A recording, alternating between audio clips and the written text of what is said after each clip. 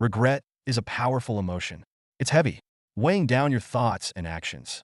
A constant reminder of mistakes that can't be undone. I've come to know regret well, more intimately than I ever thought possible. And it all started when I made the worst decision of my life: cheating. I used to be the kind of person who looked down on people who cheated in relationships. I didn't understand how someone could betray the person they loved, how they could live with themselves afterward. But life has a way of humbling you. You think you know what you're capable of, that you'll never cross certain lines. Until one day you do. And once that line is crossed, there's no going back. It started out innocently enough. Or at least that's what I told myself at the time. I was married, in a relationship that, on the surface, seemed perfect. My husband and I had been together for years, and we had built a life that most people would envy. We had a nice home, good jobs, and from the outside looking in, everything seemed picture perfect. But beneath the surface, things weren't as perfect as they appeared. We had grown distant. My husband and I. It wasn't one thing in particular, but a series of small moments that slowly eroded the closeness we once had. We stopped talking about our feelings, about our dreams, about the things that made us who we were. Instead, we fell into a routine. We went through the motions of being a married couple without really connecting anymore. And over time, that distance became a chasm. That's when I met him. He wasn't anything special at first, just someone I worked with. But as the days turned into weeks, I found myself drawn to him in ways I couldn't explain. It wasn't just physical, though there was certainly an attraction there, but it was emotional. He listened to me in a way that my husband hadn't in years. He made me feel seen, heard, valued. And before I knew it, I was slipping into a secret relationship. At first, I told myself it wasn't a big deal. I convinced myself that it wasn't really cheating. We hadn't crossed any lines yet. But emotional cheating is still cheating. And deep down, I knew that. I knew I was betraying my husband, even if I hadn't admitted it to myself yet. But as these things often go, the secret relationship quickly escalated. What started as harmless flirtation turned into stolen moments. Secret rendezvous. And eventually, a full-blown affair. I told myself that it didn't mean anything, that it was just a way to escape the monotony of my marriage, that I could keep both relationships separate. But I was lying to myself. You can't have your cake and eat it too. Not without consequences. As the affair continued, the guilt started to weigh on me. It was subtle at first, a nagging feeling in the back of my mind that I tried to ignore. But over time, it grew louder, more insistent, until it was impossible to ignore. I found myself constantly thinking about what I was doing, wondering how I had gotten to this point. I was living a double life, and it was starting to take its toll. The worst part was that my husband had no idea. He trusted me completely, never suspecting that I was hiding something from him. He was oblivious to the fact that every time I kissed him goodnight, I was lying to him. And the more I thought about that, the more I hated myself for what I was doing.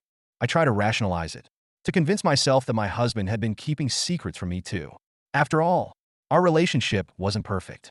He had been distant, withdrawn, and I couldn't shake the feeling that he wasn't being completely honest with me either. But even if that was true, it didn't justify my actions. It didn't make what I was doing any less wrong. Eventually, the weight of the guilt became too much to bear.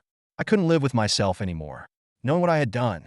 So, I decided to end the affair. I thought that would make the guilt go away, that I could somehow put everything behind me and move on. But regret doesn't work like that. Once it has its claws in you, it doesn't let go so easily. Ending the affair was only the beginning of my regret. I realized that even though the affair was over, the damage had already been done. I had betrayed my husband, and no amount of time or distance could change that. The guilt didn't disappear. It only intensified. I couldn't look at my husband the same way anymore, knowing that I had broken the trust we once shared. I thought about telling him the truth, confessing everything and hoping for forgiveness. But I was terrified. What if he left me? What if he couldn't forgive me? I had already destroyed so much, and I didn't want to destroy what little was left of our marriage. So, I kept my secret, hoping that somehow I could fix things on my own. But secrets have a way of eating away at you, slowly, until there's nothing left. The more I tried to bury the truth, the more it consumed me. My husband could tell that something was wrong, even if he didn't know what it was. We fought more.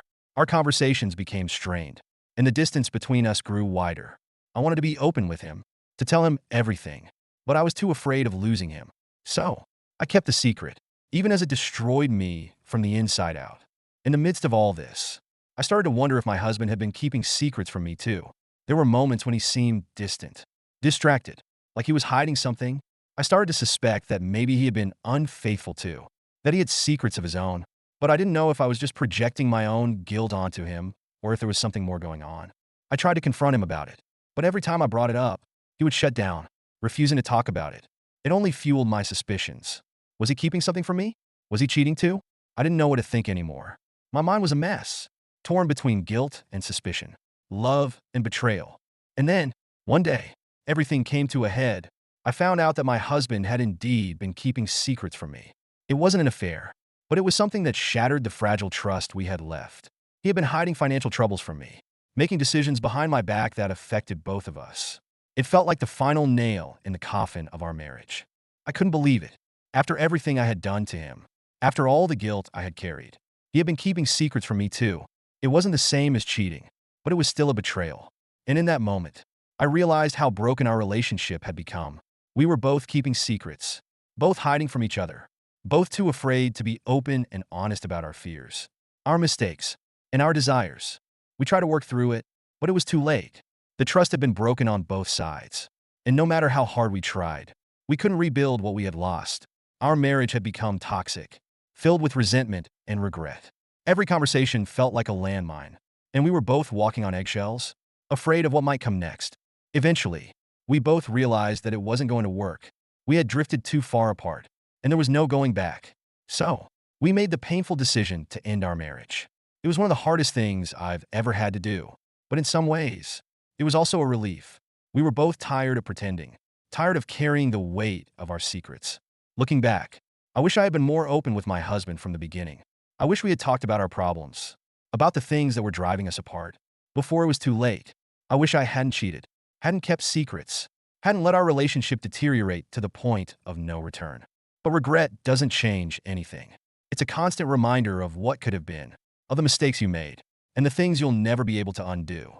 I've learned a lot from this experience, about love, about trust, about the importance of being open and honest in a relationship.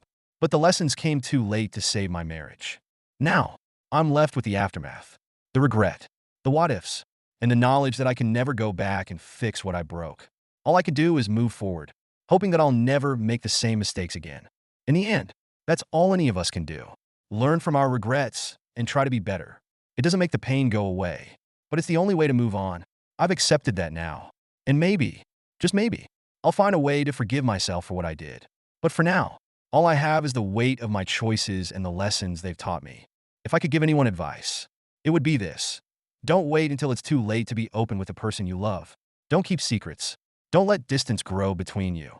And don't make the mistake of thinking that cheating or hiding things will solve your problems. It won't. It will only make things worse. And in the end, you'll be left with nothing but regret.